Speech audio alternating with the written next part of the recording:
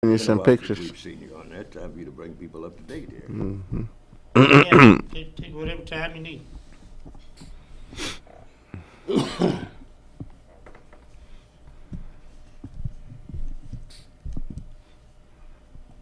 There you go. All right, folks. Another exciting episode of Trailer Park Show. Mr. Lee, good to have you back. Everybody's been traveling here except me and Mr. Clint Smith. Having him back to go on with some more of the city stuff. Richard Dominguez didn't make it, neither did Adela. But we'll take over for him. And we do got Gavino back. And I know he's been out of the country for a while, you might say. And I'm sure he's got plenty to talk about and some announcements to bring us up on stuff. We'll go to there first. And then we'll see if we can figure out what's going on with the city of Austin. Financially speaking, or criminally speaking. Not quite sure which. That may take a while. That may take a while. I have to ask some others to ask the questions that we get answers to, yeah. We better start off with let Gavino give us some announcements. Well, again, I'm glad to be back. I was gone for about a week. Went to Mexico City and went to Monterrey and visited families and got to discuss with them. They're basically sister neighborhood associations that we have down there, and make my annual visits down there, and it's pretty much like that old saying, I didn't cross the border crossed me, you know. So the only difference, the uniqueness that's out there is the denomination in the money value. And today it went to 19 pesos. 19 pesos to $1? It broke the 19 because of the euro, whatever happened out there in Europe. But yeah, we have a lot of things going on that will be leading. We have a very exciting fall that's coming up. We're getting ready for the elections in November. Early vote. Well, the last day to register is October 11th. If you want to participate in the presidential elections, which is one of the times that a lot of people in our communities do come out and vote. If any times they always like to vote for the presidential elections. So you need to get registered by October the 11th, or else you'll show up at the poll and we won't, you will not be able to or be eligible to vote. And also during that time frame, the county's always seeking workers to work the polls. This past time in the runoffs, there were some precincts that were delayed in opening because they were short of workers. And it's a very interesting job and role to play. And, many people, when it was back to precincts, would go vote because they knew that, a certain judge was going to be there. And they didn't have to worry about, they felt more comfortable, especially when the machines came on. A lot of people kind of like stood back a little bit and were kind of cautious and many times didn't go out there and vote. Recently, the city's getting into the city budget once again, and this is something that many of us don't get involved in, but it's a very, very important process. It's interesting to know that 11 people would decide how to spend millions and millions of dollars. One of the things that is brewing is this bond. They probably had no idea they were so powerful, did they? Yep. They have this bond proposal, $780 million road bond proposal that the council struggled to get out. Yet the media put it out like, hey, they really support it. But I don't, I travel Austin, for example, between 7 p.m. and 5 a.m., Monday through Friday. That highway's open like a, speedway. Okay? I was going to ask, what are you doing out at those hours of the night? Well, the other day I had to go pick up my nephew who works late, so I happened to be out there on the streets around those hours, and I noticed that on Saturdays, Sundays, the same thing. The congestion times are at peak times. And I've always asked, why is it that we don't put out there traffic control people? You know, it doesn't have to be officers, like they do in major urban cities, you know, during peak times. And we don't have to spend $780 million. Because when you have the football games, you have officers or people ushering the traffic. Control. The traffic control. And so to me, that's an alternative. The mayor talks about the corridors, Lamar, Riverside. You know, I said, okay, well, you know, we got Samsung, we got Dell. You know, go out there and get those sponsorships. Name it Lamar, Dell's, Boulevard, or whatever. I think that us homeowners and taxpayers are tired of having to pay higher and higher taxes. Every year we turn around, and they say, well, it's only $5. Yeah, but that $5 a month, right? Yeah. Yeah, I heard that out in Dutch Springs there. Many times, That's a fast. and for many families, $5 is a lot. You know, because especially in East Austin, where families are losing their properties. Yeah, it's a lot. You know, so. But this mayor has a circle of millionaires.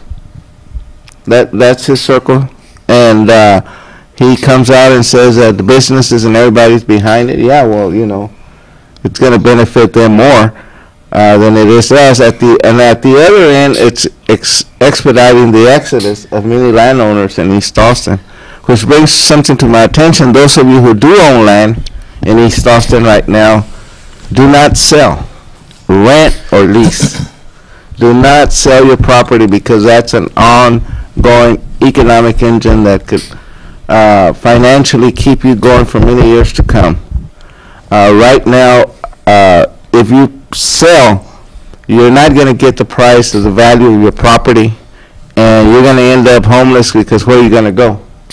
You know, but if you rent, right now around the Pan Am area, all those around where you live, homes in that area, Right. we're talking about $1,500 to $2,000 a month in rent, and people are paying it. One lady asked me, where am I going to go? I said, honey, with $3,200, you can live anywhere you want. Right there on Pan Am Park you're talking about? Yes. I said, you can live anywhere you want, you know. But It's not in Austin. right. But again, it's very important that you learn or know that you can lease and rent as opposed to sell, because there are young realtors out there, hipsters, that are trying to swindle our land and by offering us $250,000. You know, and Swindle's kind of a hard word. How about they're cutting deals and they're trying? Oh yeah, they're cutting deals and Okay, maybe swindle is the right. You know, but They know it's worth more, right? But I think that, you know, this bond program, I mean, this $780 million is way out of line. It's only going to cost more displacement of people. And to me, at the end of the day, I don't think they really care. You know, whether we're there or we're not there, you know. Yeah. As long as Benjamin Franklin's floating around, everything's okay. If I could real quick, I don't know if that's through your announcements or not. I was going to ask, now you've been a property owner in East Austin now for Oh my how many God. decades? Well, since maybe 1980. Yeah, since And- 1980.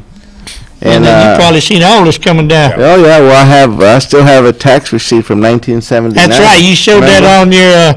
It was- And I was also going to mention that you need to take more pictures when you're down there in Mexico City and all. I seen that on Facebook. It was But you only had a few. I Yeah. want to be a Facebook terrorist here, you know. Yeah. I have my buddy in Mexico City. Did you see what 3 or 4 damn pictures? in Come on now. 1979. It was $39. Yeah.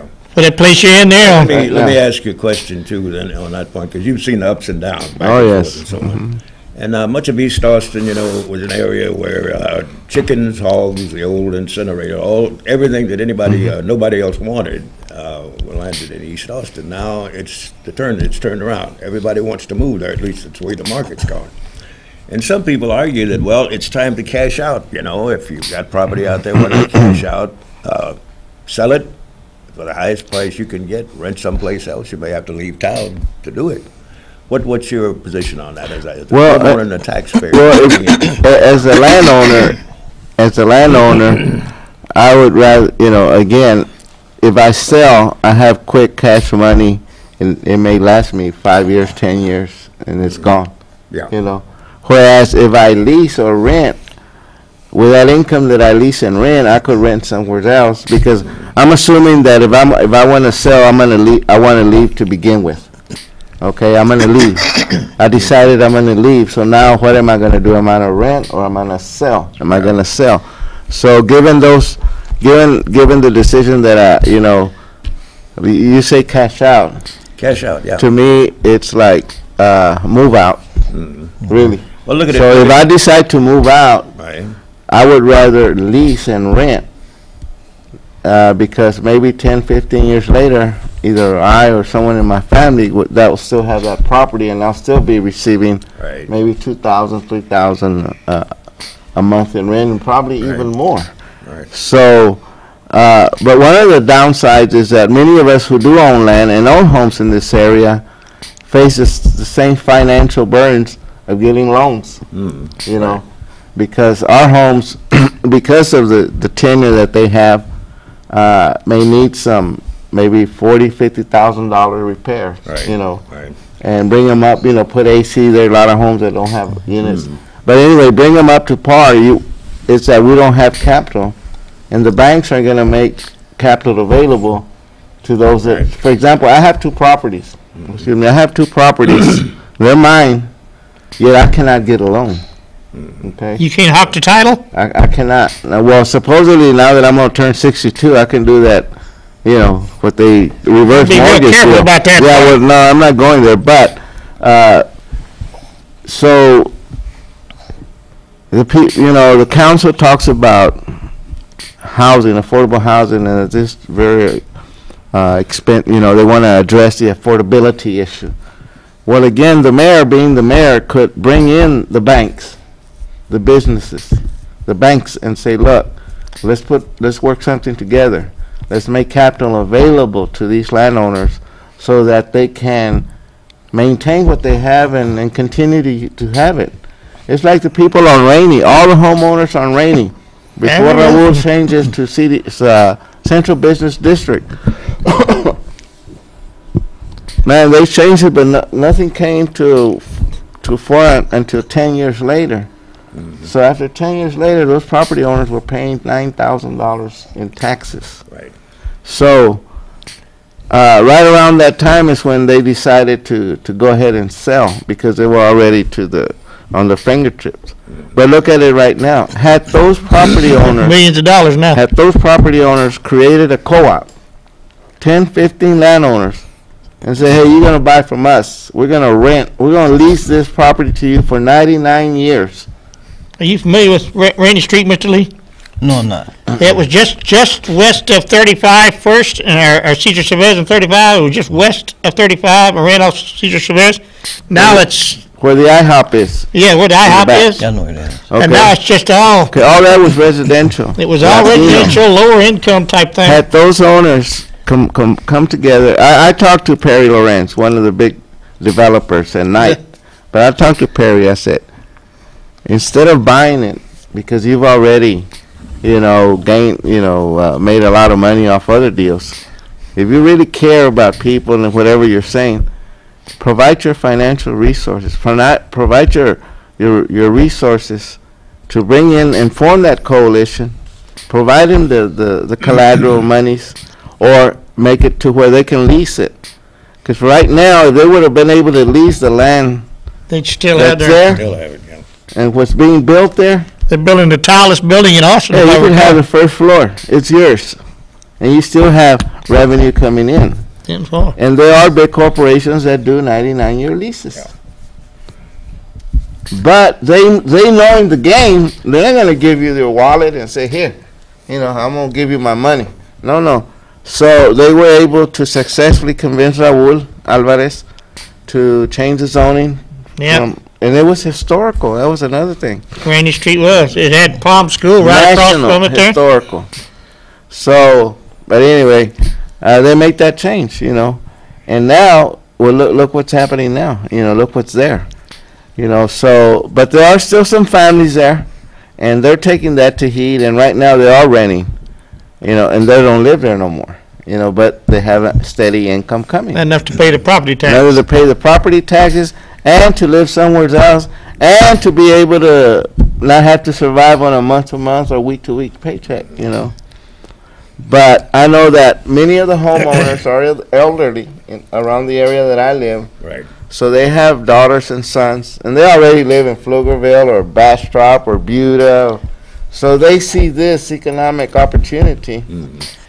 And like many of us have never seen more than $100,000 or $2,000. Can you imagine $250,000? Just the sound of it, yeah, it becomes very ishy. And say, yeah, go sell it. Go sell it, man. I'm gonna have 40. You break it. I'm gonna have 40, 50,000. There's something I've heard. I thought I could ask Mr. Lee if he knows anything about this real estate law. In Dust Springs, I heard him saying that one of the problems is with inheritance.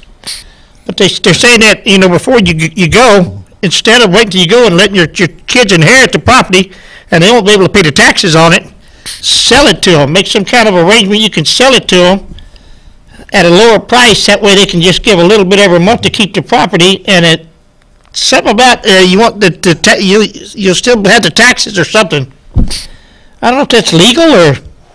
Well, I do you make any idea what I'm talking about? I'm not articulating it properly what I was hearing because I didn't understand it. I have some vague notion of what you're talking about. What you're talking about is doing some estate planning, and some of the points that Mr. Gavino is making and I'm thinking about are in Austin. There's a lot of growth and progress going on supposedly, but there's still a dearth or a gap in education and information.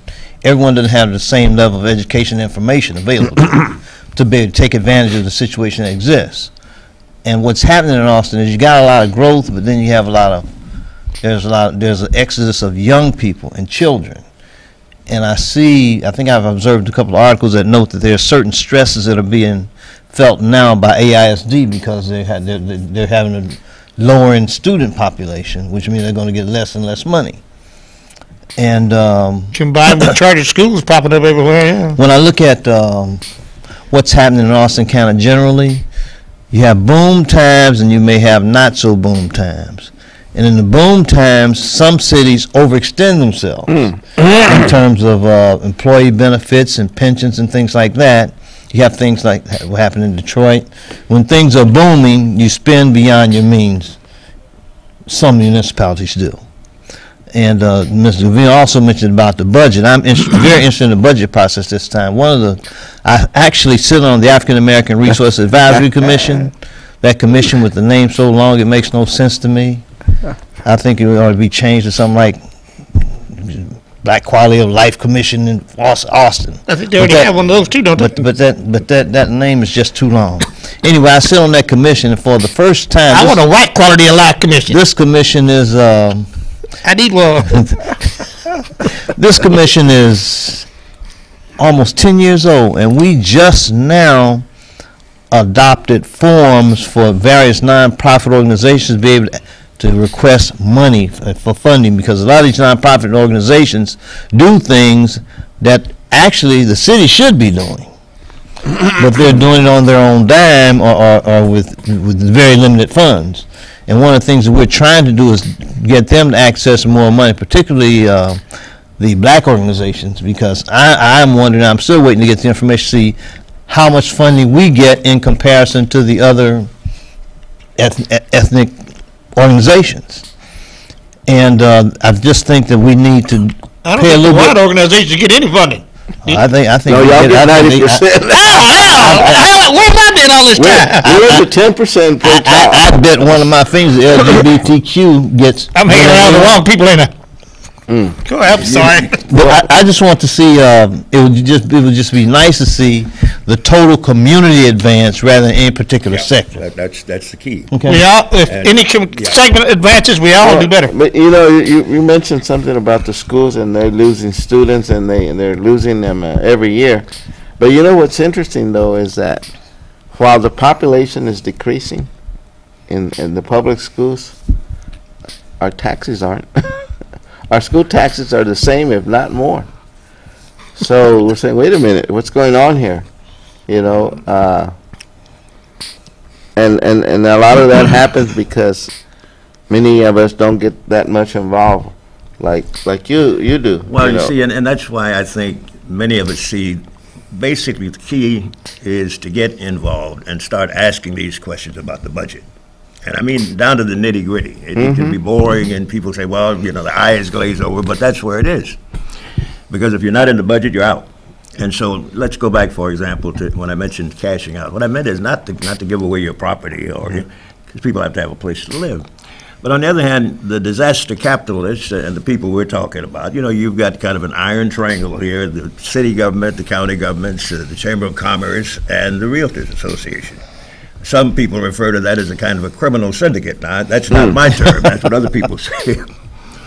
Well, one way of dealing with that is if this is truly disaster capitalism, and the meaning of that term very loosely is, people who have the power can build and create situations which make it so tough on people. You create the problem and then you rush in to resolve it.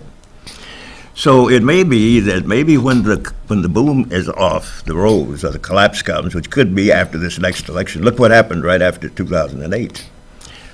So let's say we've got a cooperative, Kwesi Evans, and he's been talking about that for some time, the CORE magazine, community cooperatives. But to simplify it, if you have the money, let's say you sell the property, you put the money in the bank, and then when the collapse comes, you're in a position to do what the capitalists do, which is to move back in and buy things up pretty much on a dime, on a dollar. But it sounds complicated, but it's not. It's common sense in a sense. You take what you can get while you can get it from the people who want to give it to you, and then you take that and use it to your own benefit. But it's a lot more to it. It's cooperation and unity, and I think that's what we're coming to. So, and we have the quality of life commissions of various kinds of Hispanic, Black, others. And what we're talking about really, I guess, in a way, is the 1%, and you're not included in that. Obviously not. This is the trailer park show. All the rest of us in the 99%, we have to fight for the crumbs. See, they're in the 1%. My friend Don Zimmerman, the city council, always says, I'm not going to vote for this. I'm not going to go into segregation again. I'm not going to, and I don't know, this kind of behavior where you get only a certain ethnicity gets a certain amount of money as opposed to the other, so vice versa. And to me, I just see it as having to look at the need in general. I think it's a smokescreen. Yeah. For example, what happened to you in East Austin. Look at the bond, the transportation, the road bond. Look at Fifth Street between Robert Martinez and Pedernales. Yeah. Okay, that's where the light rail passes by, right? But that street has been paved, and it's not going to be, and has, as of to date, has not been paved. Doesn't even have gutters, much less sidewalks. But don't say anything too loud. They might want to put a bike lane in over there. Now, we won $780 million. And no bike lane there. So, to me, and even downtown, you'll notice a big difference if you let out at 4:45 as opposed to 5. Someone else at 5 as opposed to, just 5 and maybe 10-minute increments in letting out. 4:45, 5 o'clock, 5:15. Because see, the biggest issue on the congestion is that, everybody gets out at 5. So it's your major cities, like, for example, I was in Mexico City, and we talk about transportation. The bus. Privately owned there, huh? The bus. Here's the thing in Mexico. Let me put it, right now, Capital Metro, I go to the bus stop, I'm half a block down, the bus driver sees me, he sort of flipping the finger at me, because I'm going to be over here. He ain't going to wait for you. He's gone. In Mexico, here's the bus, he'll stop, get on. Yeah. Next, get on. That's money, even if it is just a little bit. Not only that, it's moving people. Yeah, that's the objective. It's moving people. It's moving people around. It's efficient, and it moves you. You don't have to sit there 20 minutes and wait for another bus to come. And while you're waiting those 20 minutes, if you're like me, and like all of us that are now wearing, using canes or whatever, except Mr. Leo, young man, hey, good luck. And it's that behavior of the bus drivers who happen to be union, who happen to have rules, you know. So until we break that behavior, we're gonna have. Well, my idea was more buses, more routes. For $750 million, how many buses you could get for that? You know, they were saying that this bond proposal is $80 million amount. Yeah. Well, one of my main things, and I'm a conservative. I make no bones about it. Don't hide it. I'm not ashamed of anything. But we seem to be caught up in a thing of the solution to everything is more money and more government, without assessing whether or not we're really being as efficient as we can be with what we already have. Right. You know, and throwing money at a problem does not always solve it. Sometimes it's a matter of principle. Sometimes it's a matter of ingenuity. And I think that, you know, we could do if we work with things like staggered work hours, you know, changing work weeks and things like that. It seems to me we want to try those things and make those things not work before you start just saying, well, let's spend some more money because these are good times. Because, you know, I think we should be kind of like squirrels, you know, like when good times are good, save up for what might be bad times and not just think that the good times are going to roll always. Because things seem to go back and forth, up and down.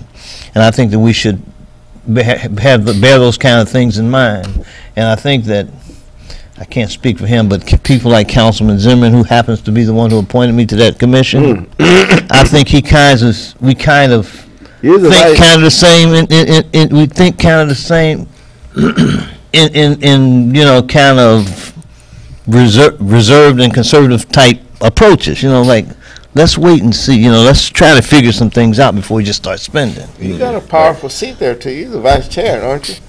Used to be. Oh, yeah. Oh, they changed that. Oh, I'll tell you about that. That's the whole story in and of itself. They found out you were. No, I just put it out there. I was first nominated to be vice chair by the NAACP president. I remember. I was there. And when I was of the mind that the commission was too large at 17, I guess I lost qualifications in the process of disagreeing with the size of the commission. And so they had to go back and re-elect that position because at the time, the way the bylaws were written, they had to have another election for vice chair. And there's a different vice chair. Right. Okay. But that's life in that lane. Yep. Now that commission itself, I've wondered about that because I wonder, why aren't there any white people on this commission? Because I mean, just I don't get it. Yeah, I'm not afraid to. I've been in rooms, classrooms. I can probably name the classes I've had in college and law school where there's another black student. I don't care if I'm surrounded by a bunch of white people. I don't care. And I'm just thinking it'd be nice on that commission to have a white person or two there. Let them be surrounded by a bunch of black people. And then check out how they like that. Does it pay? I'll volunteer. No, it doesn't pay. But it sure takes up a bunch of time. But I think that what we do is important enough. To me, it's justifiable because what we're trying to do is do what little we can to try to make life better for black people living in Austin. And I have a saying that I say in front of the whole wide world, you've heard it before. I say it is what's good for the black community is good for the community. And I'm going to say it until someone proves me wrong. And the president of Houston-Tillotson University, I told her that when I finally got to meet with her, I spoke with her, I said, you know, what's good for the black community is good for the community. She says, and Michael, what's bad for the black community is bad for the community.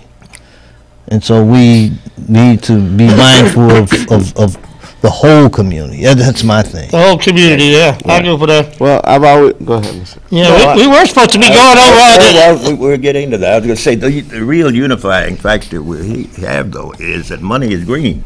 Well, that's the only real color there is out there. It used to be anyway. Now we got all these funny colored bells coming out. But you know, normally say. But the key thing to me, and nobody's got all the answers, but I agree in turn. I consider myself an independent and hopefully progressive, but I believe in looking at the budget in terms of where we can begin to focus our questions. Because so many things we're talking here are selective, you know, it's a selective interpretation depending on who puts who on what, how the laws are interpreted. The ones who make the rules can change the rules. And so it comes down to one word: accountability. And that's where we have found over a period of years. I have a budget background, and I guess that's where we've looked at it that way. Focus on where the money is being spent and who's making the decisions. And then the wisdom, not so much the wisdom, but the correctness and the legality of the decisions, and whether or not they are living up to the public trust. They take an oath. It's bottom line accountability again. And then when we start to ask those kinds of questions, it's amazing how much we begin to learn, especially, as I've said to someone before, you know, when we do these investigations, the people don't give depositions. We take depositions under oath. And there's a little thing, 5 and 10, that's not a Woolworth department store either. That's 5 years and a $10,000 fine for each count of perjury under which a grand jury may find the person should be indicted. And here's a good example. We have, and I think I mentioned this last week when we talked, we have one issue right now that Gray Panthers is still pushing. We're still trying to find out what happened about 3 years ago when the grand jury indicted a person who worked for the city in the Plans Development Division. That's where all the permits are issued, the buildings going up, developers and so on. Whatever happened to that? He was indicted, but we've never heard anything more about it. 4 counts of perjury. The other question is, obviously there's been a lack of pursuit by anyone, so why? What's happened to it? Aren't they interested in finding out? More convenient. The thing is, we have to speculate. I mean, what else can we do? Maybe the guy knows so much about so many people, they don't want to pursue it. On the other hand, the other question is, normally if on a bribery count you have 2 parties at least, you've got the person who was bribed, and then you have the briber. No word about the briber. Was that a developer or who was involved? Maybe that's another reason for not pursuing it. Who was? Yeah. But and then you track back. Well, and where did it happen? In the Plans and Development Division, where the permits are issued for all these buildings that are going up. So we start to ask those kinds of questions, and everybody clams up. Now, you invited every member of the City Council to be here tonight if they wanted to be in this discussion. We've written to them. I've written to them. Gray Panthers. You've written to them, repeatedly about these kinds of issues. We can't get a response. So our conclusion is, and that's what we had said last week, we need an outside, independent investigation into the budgets of both the city and the county. And so now's the time to do it. We're going through the budget process, putting that together. Let's look at the way budgets are put together, needs assessment, who gets what, where, and so on. That's where we want to get involved in right now. Let's see what we need. We did get more in Health and Human Services this time around. As far as these special commissions and so on, all of the various non-private agencies, they get a piece. Well, so let's take a look at all those. Let's see how fairly that's being done. Because a lot of it is based really on political influence. We know that. Nothing new about that. We're in a political system. The question is, though, really when you come right down to it in terms of accountability, when these individuals take an oath of office, it is to abide by the law, to act in the public trust, and they swear on it. Some swear on the Bible even to do that. And so when we ask questions, the public can't get answers, and now we have 5 people up for re-election. So now's the time to ask each of these candidates up for re-election where they stand on these issues. Bottom line on the whole thing, I have no particular question or problem with the city manager's pay raise. It's within the city council prerogative. My question is, when we have submitted, Gray Panthers, 7 pages of questions about fraud, waste, and abuse, and we can't get anybody to respond to those, again, is that more abuse of the public trust? There used to be an old saying, I'm not a lawyer, but it goes something like this, in dealing with the courts. If you've got a good case, pound on it, if you don't have a good case, if that's shaky, but if you've got some facts, then pound on them. Now, if you don't have either one of them, then pound on the table. And we've not even been able to get the people from the city to come in and pound on the table. It's just total quiet. So we'll see what happens in connection with that, but what we need is you got no high-powered lawyers behind you. No. Well, we do have the FBI, and they have come in a number of cases, most recently. Anything happen? Well, we got a number of people indicted. Crystal City, the mayor, the city manager, they're not in jail yet. Crystal City, that's... Yeah. El Paso, Dallas, the mayor, and half the city council went to jail. So it can happen, but it takes public pressure.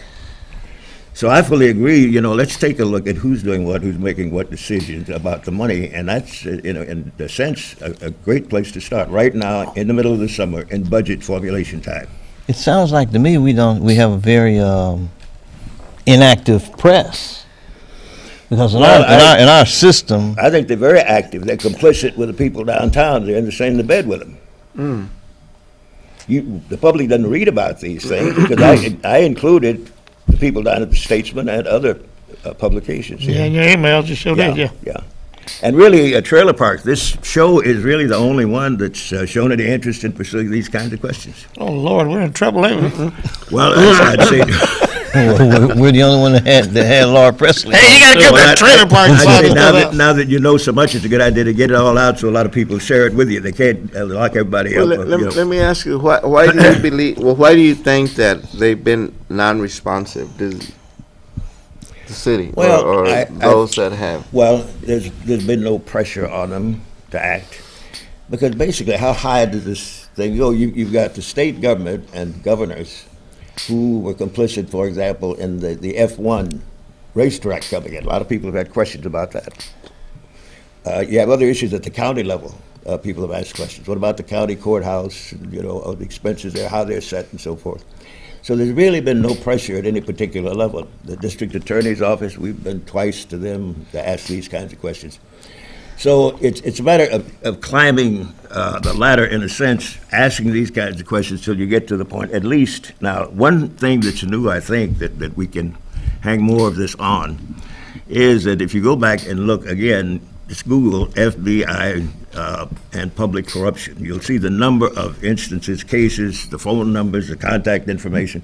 A person can pick up the phone and say, look, I got real problems. My taxes keep going up. I can't get these jokers downtown to talk to me. I think there's something going on. Water bill keeps going up. So has anybody, and basically we've already done that. We have a 151-page brief at the U.S. Attorney's Office now, but we need more pressure behind that. So these are the examples of the sorts of things we can do, and we also have a number of cases, patterns and practices, where rehabilitation funds were used, lead and asbestos abatement, federal money that came in. And here again, no answer to those questions. We know that money was spent, but much of that money went into the hands of contractors who were on a city's list of contractors, many of them minority contractors, but in many cases those minorities are affiliated with the bigger contractors around town. See? Just front organizations. Yeah. So again, this is the sort of thing we can look at. That's federal money.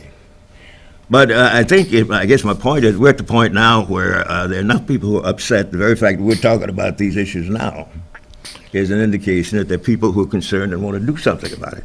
Mm-hmm. So I think this is a good place to start. The budget, these kinds of discussions, and the information that we can give, if anybody wants to have it, and use it. Well, maybe the city needs to start practicing zero-based budgeting, where basically the same philosophy, like you mentioned, you do a budget based on the need, based on the immediate need, and not where you had last year. Yeah, not what you had last year, or our budget's over in a couple of weeks, so you need to spend as much as you can, or else you lose it. Those are the type of behaviors within government bureaucrats. Because they got allocated $20,000 last year for X. You better use it because next year they're gonna appropriate it anymore. So yeah, that whole budget, it's probably gonna be $2 billion this year, if not more. Can I back us up just a little bit? Get people involved. When they go over this budget, you can go to City Hall, right, and watch them? Or it's on the internet. Yeah. It's on the internet, too? It's in the internet, the whole budget. The whole book's on the internet. But you need to know what you're looking for, because a lot of things are hidden. I think Mr. Smith is right. Who wants to sit there and watch that all day? Well, and that's part of the key. It can be confusing, and it's tough to do. And so, people who are working 2-3 jobs and had families and so on really don't have time to do that. Yeah. I'd have a suggestion, though. We have a case, again, it's a white woman who moved from the Westlake Hills area about 20 years ago, a young family, moved into East Austin, took advantage, well, not advantage, but tried to benefit from some of the programs the city was offering. You know, you had all these vacant lots and so forth.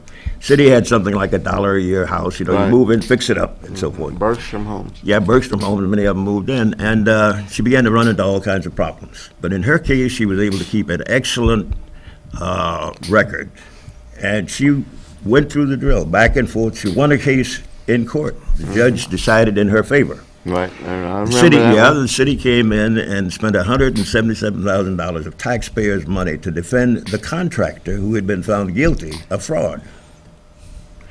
And we've been suing that case, Gray Panthers, for a number of years, and finally, we talked to people downtown, we got a few that said, oh yeah, well, that is a problem, but that was it. But at this point, I think, I consider it's the Alyssa Chambers case, it's in the same category when it comes to lead and asbestos, which is still a big problem in many of these old houses in town.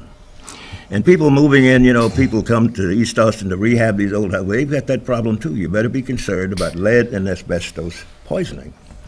Now, the federal government put money into this rehab program. It was wasted. People couldn't figure out, it couldn't answer Hold on here. questions. Now, the cities took that money and they gave it to the individuals and said, get one of these contractors to come do the work. Well, in many cases, it's a buddy system. You Yeah. handed it off to some minority contractors. And this Sure. I mean, everybody's going to get a piece of the pie.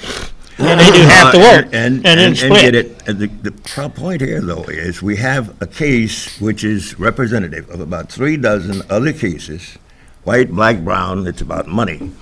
And so we can pursue that. I really think her case, Alyssa Chambers, is the equivalent of this Aaron Brockovich case, you know, up in Oklahoma. I guess it was California.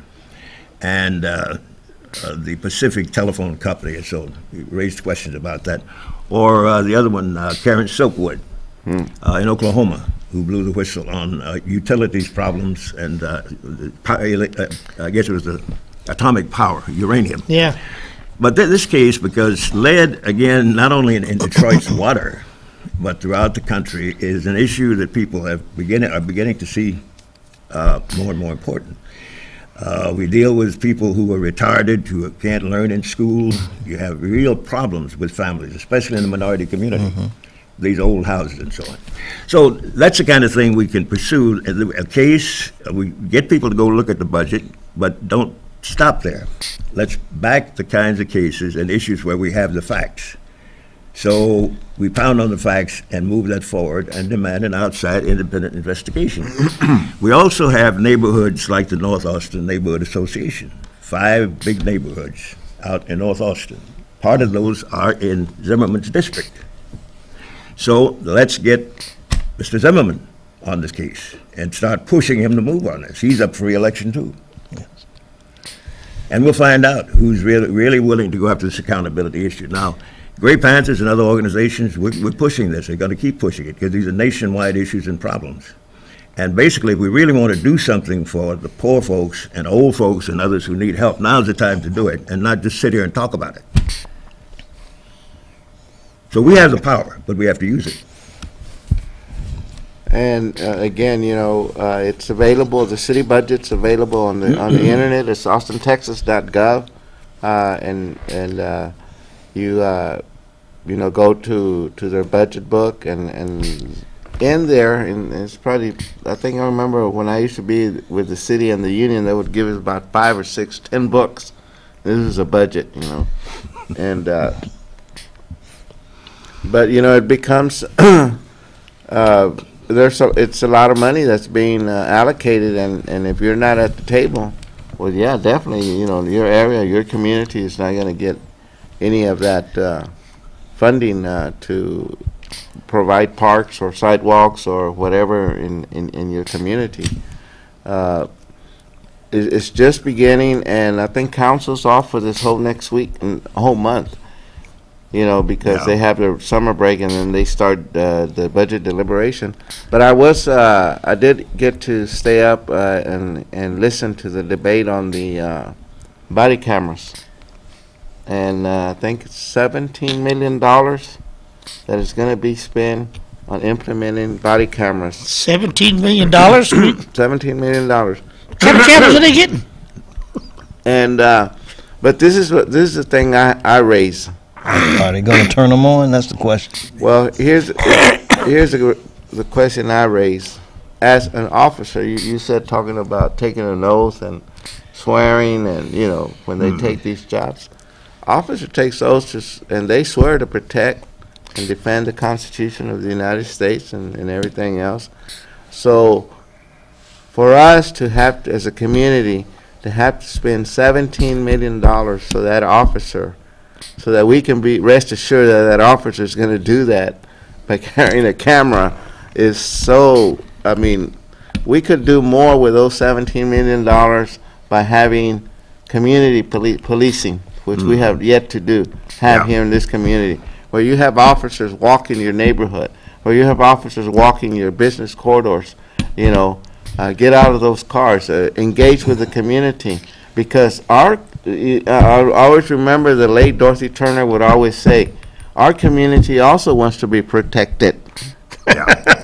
You know, we deserve police protection as well. I'm glad you raised that because it's exactly the kind of thing we're talking about. I don't disagree that body cameras are needed, but why did they take the higher bid rather than the lower bid? That's the question. Why is it costing taxpayers about, I don't know how much money more than we would have had to pay? So there was an option there. Yeah, oh yes. But they used it, they said, well, you know, it was really the community that pushed us to get the cameras, so they find someone who can supply them, and somehow that turns out to be maybe one of their friends. I'm not saying it is. We saw the same thing go. Handy to have a brother-in-law like that, huh? That's right, brother-in-law, sister, you know, member of the family, got to take care of everybody, see. Well, you're talking about accountability, transparency, as well as accountability, aren't you? That's right. Whatever that means, I guess it depends on, has different meanings to different people, because most of the people I've dealt with down at the city don't view transparency in the way that most people do, which is you open the books so that the public can look at them, which is what we're supposed to do. They want to read you what's in the books and tell you and then explain it to you. Well, you know, I learned to read and count a little bit a long time ago. I think I can make my own judgment.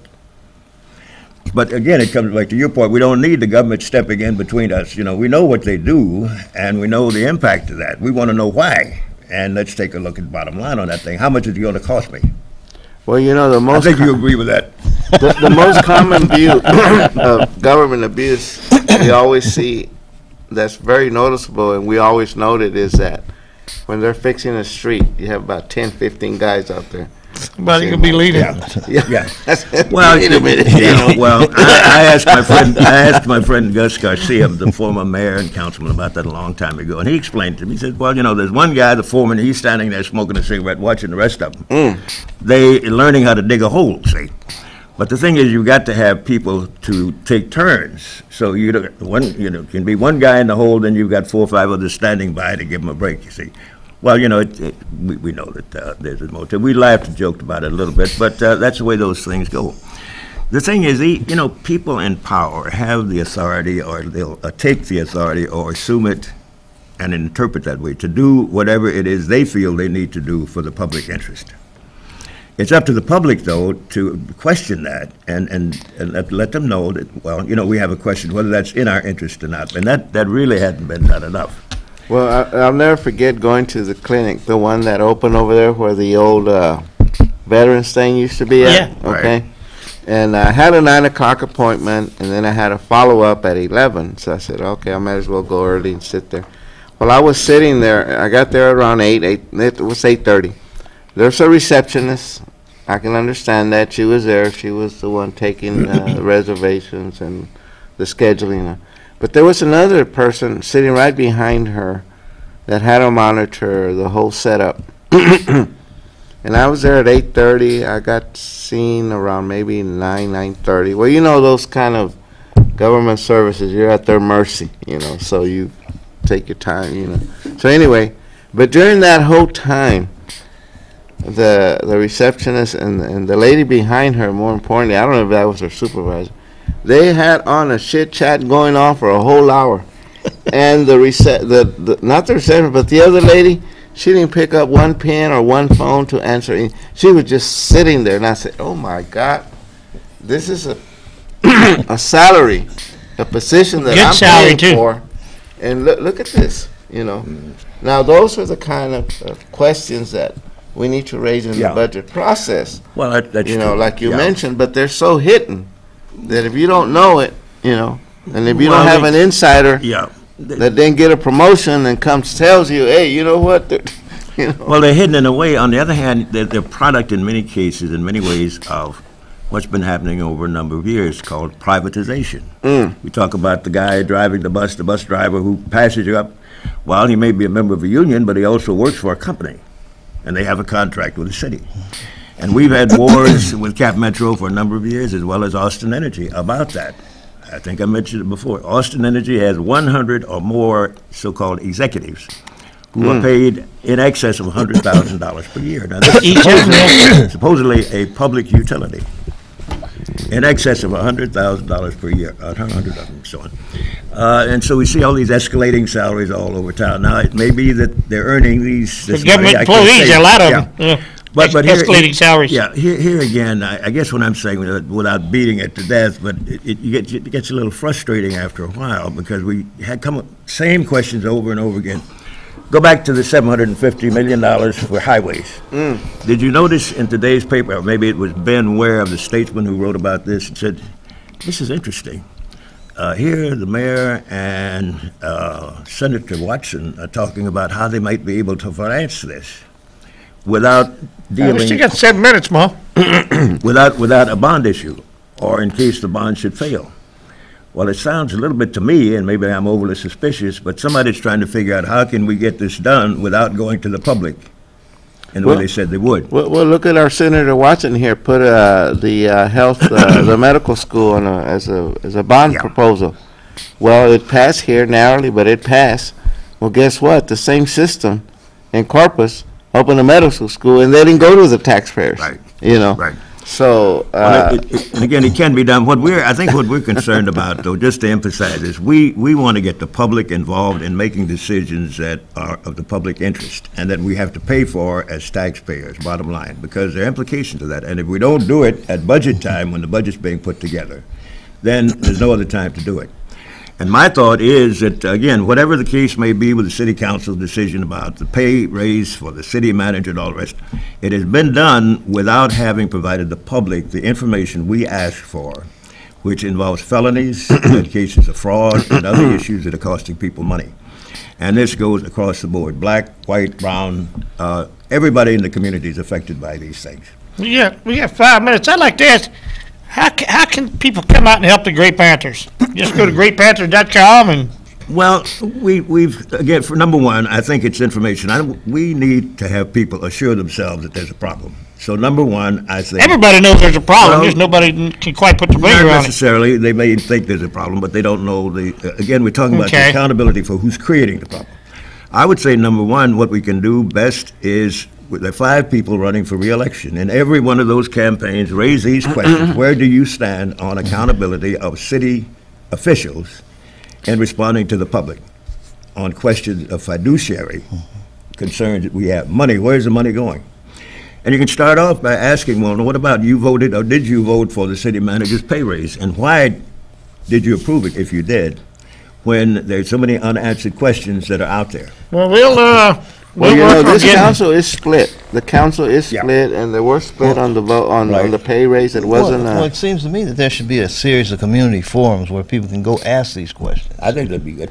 The other thing we could do is, again, Chairman Zimmerman of the Public Safety Committee I think he's in a position, and we've raised this with him, as chair of the Public Safety Committee, which controls 70% of the budget, hold a hearing himself. I'll be glad to be there. I've offered to be there to witness his testimony.